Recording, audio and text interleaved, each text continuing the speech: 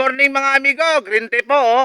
Mag-update po ako sa aking 1 month old na ampalaya. So, ito na po, nagsimula na po siyang mamunga. No? So, as you see in my background, na mayroon na po siyang mga tuytoy, kumbaga kung tawagin sa amin, Bisaya ay tuytoy. So, ito po, so makita natin, no? Nagsimula na po siyang magbigay ng mga bunga sa 1 month old. So, kapag ka maganda ang iyong upbringing sa iyong ampalaya, within 38 days, makaharvest ka na ng mga first fruit. Ito po mga kaibigan, mayroon na po siya mga first fruit. So, ito po yung ating 1 month old na ampalaya. So, ito na po, mayroon na po siyang bunga, 1 month old na ampalaya. So, hopefully, by 38 days, mayroon na po tayong mapipitas nito mga kaibigan, So, nagsimula na po siya nakyatan sa taas, So, mabilis lang po ito humunga, itong ating ampalaya. So, ito na po. May minimum na po siyang 2 kada puno, no? So, ito. Isa. Ito, 2. So, tingnan mo yung mga baging niya mga kaibigan, Medyo maiksi pa, pero nagbubunga na sa baba. So, yan lang, isabit natin ito, no?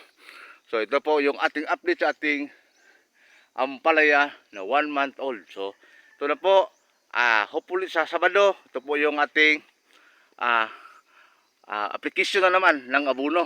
So, karoon na po tayo ng 9th times na pag-abono. So ito na po, no.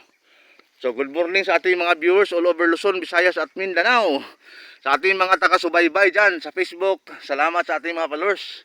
Hello world, good morning to all of you. To all our valued friends from abroad who are one of my subscribers. Thank you for subscribing my channel, and then please support my FB page. This is your friend aka Ruel Mayormita aka Green Tip, bringing you the latest update on my better gourd, 1 month old better gourd. Ito. So, ginagawa na natin mag-English at mag-Tagalog para maintindihan sa lahat, no? Okay. Kasi yung iba nating mga kaibigan dyan, banda sa Luzon, hindi makaintindi ng okay. Sa Luzon ba? May Luzon din sa US. Luzon. Okay. Ito po, no? Yung ating update sa ating ampalaya. So, nagsimula na po siya lakyatan mga kaibigan. So, mayroon na po siyang mga sa awa ni Lord, no? Thank you Lord sa bunga, no? Mayroon na tayong mapipitas ito by next week, no? So, by next week, mayroon na po tayong mapipitas. So, nagsimula na po siyang lakyatan. So, mas maganda itong mabilis siya magbunga mga kaibigan dahil hindi naman din sa ating kalaman na yung variety na ito is madaling umunga, and then madali din siyang mag-off. Okay. So mabilis lang yung buhay ito. Ang lifespan nito mga kaibigan is maiksi lang. So no. So ito lang, no. So dapat maiksi rin, full blast na kaagad.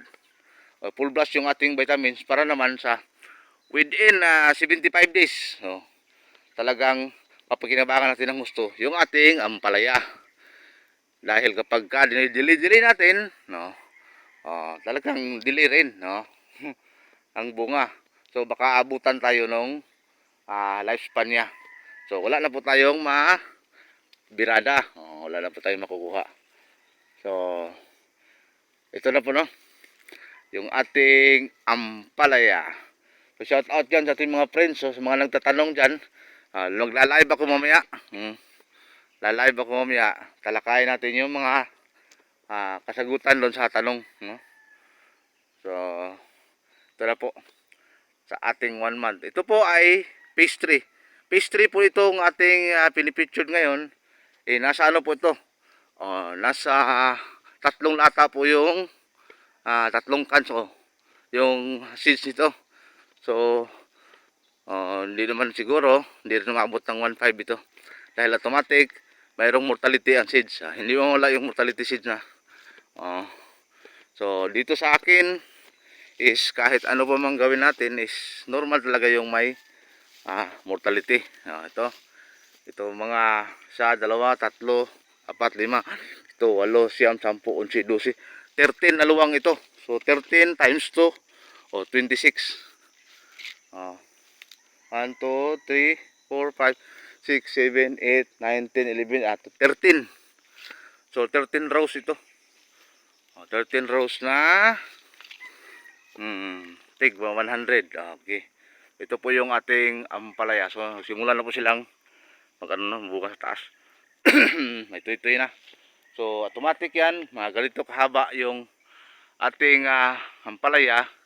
Meron na talagang dalawang bunga na sa dalawa. So maagang magbigay, no. So thank you Lord sa prutas, no. Dahil lang wala ang Panginoon, wala tayong magawa, mga kaibigan, no. Ito yung ating update, mayroon na siyang mga bunga. Okay. So yan lang, maintain lang, no. So hopefully yung ating ulan ay hindi naman masyadong magsunod-sunod din, no, para hindi tayo magka-problema sa punggos. But talagang paggulay, pag ganitong gulay ay bumba ka talaga sa fungicide para walang problema. Dalawa na po. Kita natin, no, mayroon na po. Tsaka mayroon na po. So sunod-sunod siya. So at 1 month old, no. So last update natin dito is 21. Mga running 22 days. So 1 week na po sobra siguro. Ito na po kasunod update. So kay kaway sa ating mga kaibigan dyan, all over Luzon, Visayas at Mindanao. Ito po yung lingkod, si Green Tip. Babahagi sa inyo ng mga nice to know, update sa ating palay. So mga ganito na kalaylay na dulo, iakyat po natin yan kasi sayang po yan. Hindi po yan lalago dyan sa baba, no. Hindi po yan lalago sa baba. So iakyat natin yan, no. Umaga pa man, okay pa, no. Kasi ang direction talaga ng mga talbos is mostly pa east, no. Pasilangan talaga siya. Ayan, iakyat natin yung mga nakalaylay na dulo dahil mas productive sila kung nasa taas sila. So once again, yung ating hill to hill is 1 meter. Yung ating building, ang height is 7. Nasa 7 po. Ayan, ito po. So 7 po. Kasi sobra 7 ito yung height niya. Kasi ako 5'7", no. So mga 8. So ito lang po, no. So ito na po, no.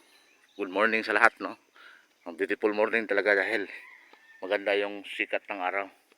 So hanggang dito na lang. Good morning once again sa ating mga subscribers.